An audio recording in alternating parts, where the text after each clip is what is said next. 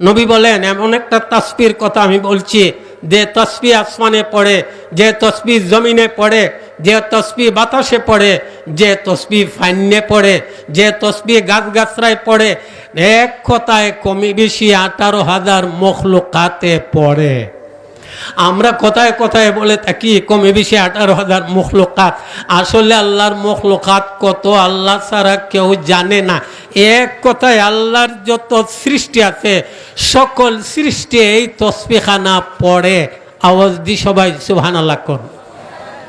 নবী প্রথমে লাভ বুঝান, দেখো এমন একটা তসবি, যে তসবি আসমানে পড়ে, যে তসবি জমিনে পড়ে, যে তসবি বাতাসে পড়ে, যে তসবি মাটিতে পড়ে, যে তসবি গাছগাছরায় পড়ে, কমে বেশি আল্লাহর সকল সৃষ্টি পড়ে। এই তসবিখানা নবী বলেন আমার কথা মতো যদি পড়তে পারো, নবী বলেন আমার কথা মতো ফজরের সুন্নত এবং ফরজের মাঝখানে তুমি যদি পড়তে পারো, নবী বলেন দুনিয়াকে বেইজ্জত করে আল্লাহ তোমার পায়ের নিচে পাঠাইয়া দিবেন। আজকে অর্থনৈতিক লাইনে সারা পৃথিবী পেরেশান, খালি পেরেশান, খালি পেরেশান। আমি বলি আমলে লাগিয়া যান, দেখেন অর্থনৈতিক লাইনে কি হয়। আওয়াজ দি সবাই বলেন নবীর কথা সত্য না মিথ্যা? আমার নবী বলেন এরে আল্লাহর বান্দা, যে তসবির সকল সৃষ্টি পড়ে, এই তসবিখানা আমি নবীর কথা অনুযায়ী যদি তুমি পড়ো, দুনিয়াকে বেইজ্জত করে আল্লাহ তোমার পায়ের নিচে পাঠাইয়া দিবেন। আমরা ভারত সফর করছি, মকবরায়ে কাসিমি জিয়ারত করছি। কাসিম নানতুবি রহমতুল্লাহ আলাইহি ওনার কাছে বেটা টাকার বান্ডিল নিয়ে গেছে, হুজুর হাদিয়া। এই হাদিয়ার আমার প্রয়োজন নাই, আমার কোনো জরুরত নাই, গরিব দিকে দেয়া দাও না হুজুর, না আমি নিমু না।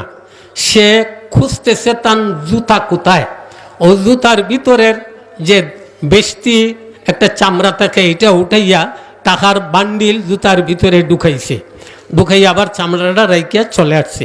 এবারে উনি মসজিদের বাহিরে পাও ঢুকাবেন, জুতার ভিতরে পাও তো আর ঢুকে না, টাকার বান্ডিলে তো বইরা রয়েছে, ঢুকে না। কি হয়েছে, চামড়া সরায় দেখা যায় যে টাকা নিয়ে গেছিল উনি গ্রহণ করেন নাই, এই বান্ডিল জুতার ভিতরে ঢুকাইয়া দিছে। সুবহানাল্লাহ কর।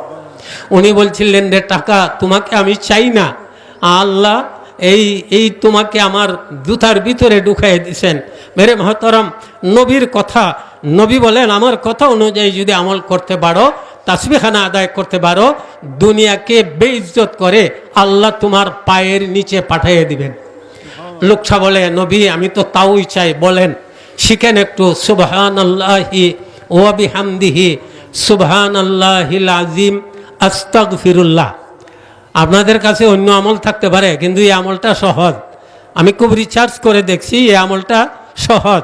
সুবহানাল্লাহি ওয়া বিহামদিহি সুবহানাল্লাহিল আযীম আস্তাগফিরুল্লাহ, সুবহানাল্লাহি ওয়া বিহামদিহি সুবহানাল্লাহিল আযীম আস্তাগফিরুল্লাহ।